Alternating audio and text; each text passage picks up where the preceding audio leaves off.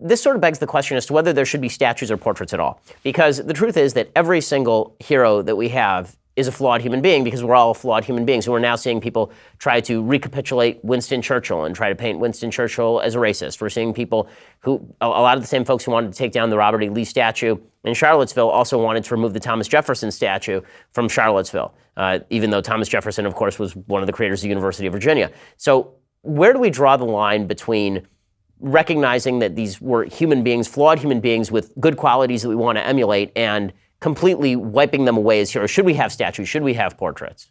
Yeah, everyone has to make a personal journey and decision on this. I think we should. I think we need heroes. I think we need statues. I think we need paintings. I think we need to name things after people.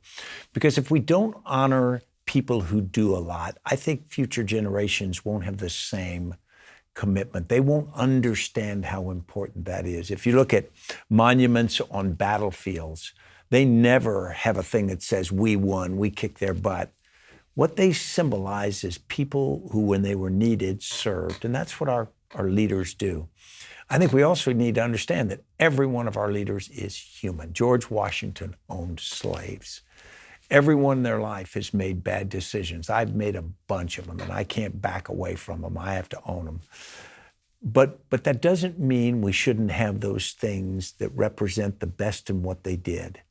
There are times when you could look at a statue of Robert E. Lee and you could say there's so much good in Robert E. Lee that we should admire, that we should try to follow.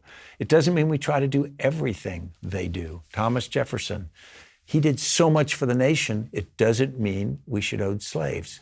And so we've got to be mature enough to do these things holistically and have the conversation. If somebody says, Ben Shapiro is an amazing leader and we're going to put a statue up, we've got to be honest enough to say he was an amazing human being, which means by definition, not everything was perfect. And we've got to live with that. And that's the problem with the mythology, because we want to put them on a pedestal and we want to burnish them till they're perfect. And then we don't want to hear anything negative about our heroes. And that's not fair, and it's really not healthy.